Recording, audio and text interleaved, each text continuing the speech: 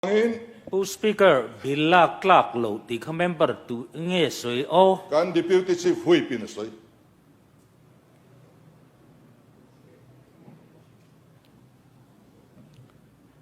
so wangin heng driver association frang te ngai tua dan te la ron thapa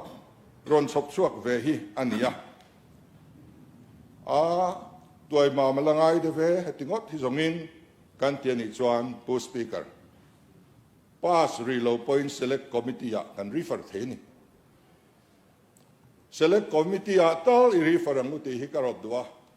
chumi em po kan pom thailo ni chuan kan du lo frim kan no frim tina ka ngai ang ke chuan so wangin avai hian atha diklo omlo siam that ngai mi lo ka ti haulo awm po mang